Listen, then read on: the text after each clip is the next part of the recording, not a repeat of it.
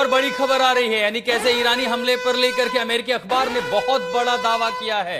Iran में जो हमले हुए और उसके बाद अब तक क्या हमले में खामनेई की बेटी पोती की मौत की जानकारी, तो यह भी कहा जा रहा है कि इजराइल ने ट्रंप को उकसाया। वॉशिंगटन पोस्ट ये कह रहा है, यानी इस हमले के लिए वॉशिंगटन पोस्ट के मुताबिक सऊदी अरब ने भी ट्रंप को उकसाया। अब अमेरिकी अखबार इस हमले के लिए सीधे सीधे इजराइल को जिम्मेदार ठहरा रहे हैं।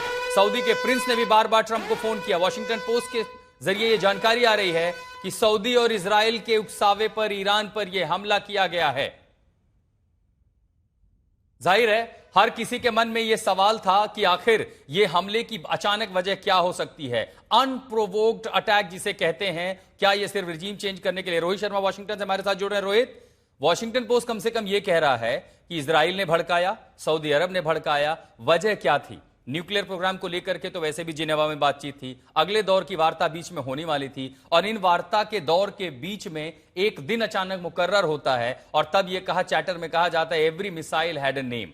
यानी यह तो तय था कि वो हमले करेंगे। अब यह कहना कि इजराइल और सऊदी ने भड़काया।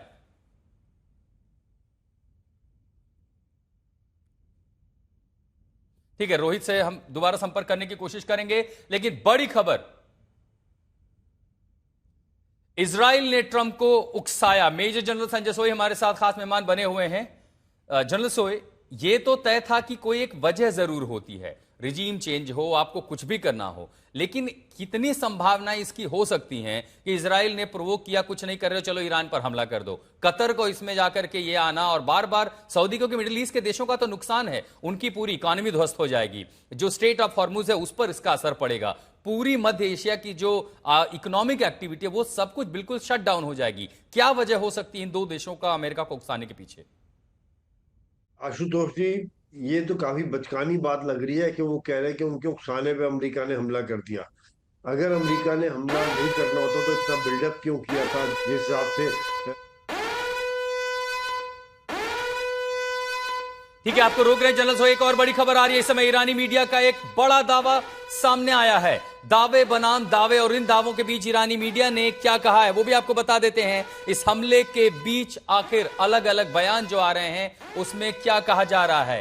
खामनेई की मौत, प्रेस टीवी, ईरान के सबसे बड़े मीडिया हाउस ने यह दावा कर दिया है, अयतुल्लाह अली खामनेई की मौत हो चुकी है। ईरानी मीडिया ने खामनेई की मौत की पुष्टि कर दी है। डोनाल्ड ट्रंप के दावे पर अब ईरान की मीडिया से बयान आया है। अशरफ वानी हमारे सहयोगी हमारे साथ जुड़े हैं। अशरफ, क्या इसीलिए माने कि ईरान की जनता को भी पता चल गया था उनकी मौत हो गई है, इसीलिए बैनर पोस्टर लेकर के सड़कों पर थे? अब फिलहाल ईरानी मीडिया भी पुष्टि कर रही है अयतुल्लाह अली खामनेई इस हमले में मारे गए हैं।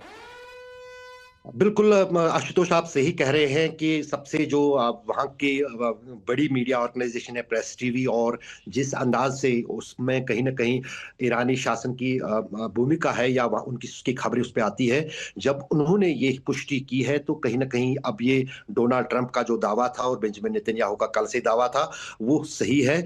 और इस बीच जो है अब ये मान के चला जाना चाहिए कि अब जो है सुप्रीम लीडर ईरान के नहीं है, और यही एक प्रमुख गोल था ईरान, अमेरिका का भी और इजराइल का भी। लेकिन सबसे बड़ा सवाल खड़ा होता है कि क्या उस देशों में ये बात हजम हो जाएगी और वो सहानुभूति जुटा पाएंगे कि सुप्रीम लीडर के मारे जाने के साथ ही वहाँ जो अमेरिका के इश्यूज थे वो सॉल्व हो गए, या इजराइल के जो इश्यूज थे वो सॉल्व हो गए। लेकिन कहीं ना कहीं 50-50 हम कह सकते हैं कि बेचने के लिए या लोगों को जो है अपने ओर खींचने के लिए बेंजामिन नेतन्याहू को भी ये एक चीज मिल गई है कि हमने सुप्रीम लीडर का खात्मा किया है ईरान के, और डोनाल्ड ट्रंप के लिए भी, जिसके लिए उन्होंने ये अभियान शुरू किया था। लेकिन सबसे बड़ा जो गोल दोनों देशों का था, खासतौर से इजराइल का, कि तख्ता पलट हो और उनकी चॉइस का कोई रिजीम आए।